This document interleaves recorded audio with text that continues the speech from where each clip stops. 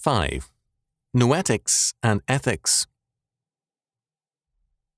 It's apparent that by speaking of an intellect in general as both form and as incorruptible, Aquinas was refusing to distinguish between the intellect of the regenerated and the intellect of the non-regenerated man. The moral differences between men have no epistemological significance for Aquinas.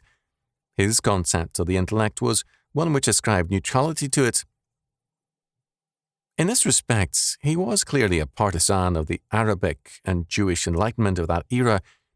He saw the intellect as a passive power. Aquinas followed Aristotle in holding that the intellect is like a tablet on which nothing is written. The origin of knowledge is from the senses. There is no knowledge apart from the sense impressions, although the understanding of material things comes, as they are abstracted from matter and from material images, namely phantasma. In this process, the intellect is always true. Where one is deceived, there is no right understanding. The proper object of the intellect is the quiddity in a thing, that is, the very entity of the thing. The intellect is not in error concerning this quiddity, but with respect to composition or division, and in the process of reasoning.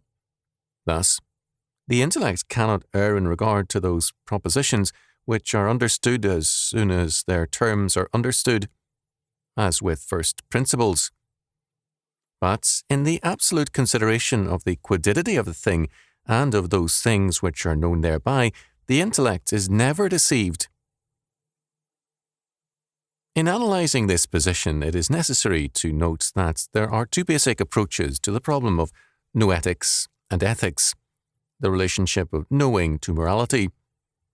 First, it is often held that man's autonomous reason is able to discern and to know reality without reference to his ethical status, that is, whether or not he be a sinner. This is a position common to Hellenic thought, to Thomism, to the Arab and Jewish medieval enlightenments, and to Kantianism, to neo-orthodoxy and to existentialism, as well as to other philosophies. Man's basic problem is held to be metaphysical or epistemological. It is either a question of finitude or of knowledge. Rationality is assumed to be neutral, and sin is stupidity or uninformed reasoning. All rational men will, with clear-cut argumentation, be brought to true knowledge. Hence, debate is basic to social process in order to bring forth truth, and the ideal of the university expresses this faith. The United Nations must further this necessary dialogue. Summit meetings between the great powers are necessary, since it is held that, ultimately, the communists will listen to reason.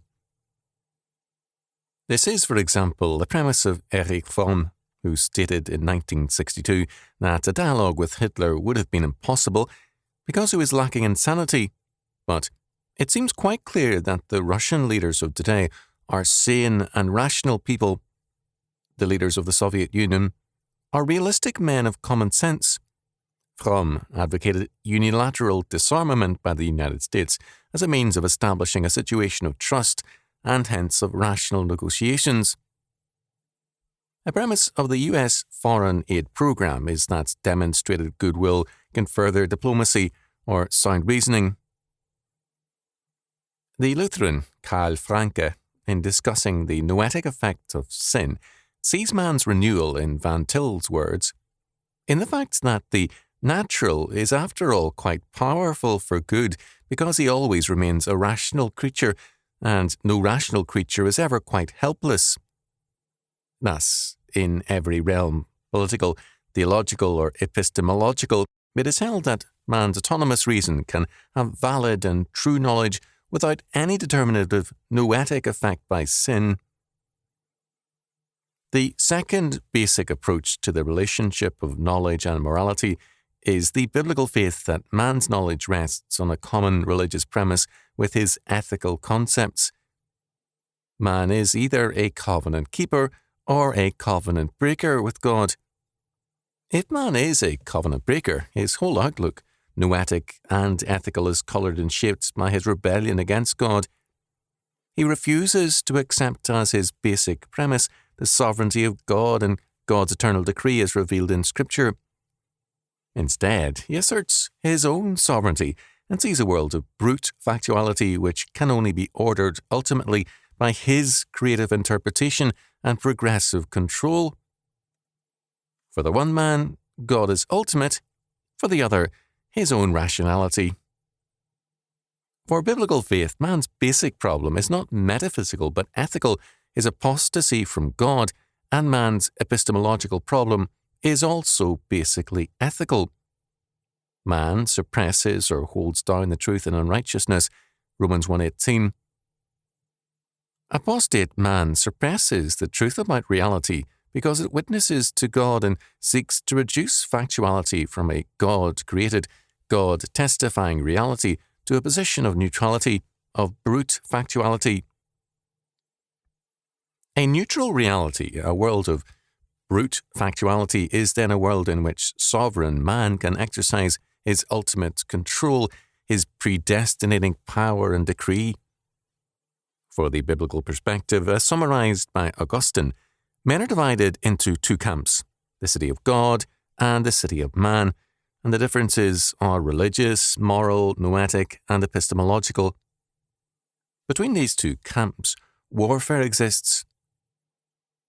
The opposition, the city of man, must be either converted or fought. The premises of the unregenerate man must be challenged, and the autonomy of his reason exposed as a lie. Man is not neutral, nor is his mind a blank tablet or clean paper, for man is a sinner against God and is bent on twisting all reality to conform to his rebellion. But Aquinas, following Aristotle, held that man's intellect is like a tablet on which nothing is written. This means that the mind, as it confronts nature, is passive to nature epistemologically and morally, as well as psychologically. It is, to use a modern term, a question of stimulus and response. In consistency with this position, evil is a privation, a lack, not an active and aggressive power. Man's sin is thus a privation, a lack of love or of certain advantages, and to supply these lacks is to overcome this quote-unquote evil. In any perspective of evil as passive, moral responsibility is implicitly weakened or destroyed in that the necessary ingredient to goodness is the supply of a lack, whether of being or of material advantages. A passive man is more sinned against than sinning. Man is passive also in his knowledge. He receives sense impressions and reacts to them so that his epistemology has problems of privation, of data, or of faulty process, rather than an active reasoning to establish a lie. In this perspective, man is essentially passive to nature because, in its every facet, this philosophy sees man as basically a creature of nature. If man is a product of nature, he will of necessity be passive towards nature. He is nature's product and therefore totally subject to nature. But this same man will be creative towards God, active towards God, since he is not essentially God's creature but nature's. God is known only through sense experience, and the deduction man makes from these data. According to Aquinas, the existence of God can be proved in 5 ways.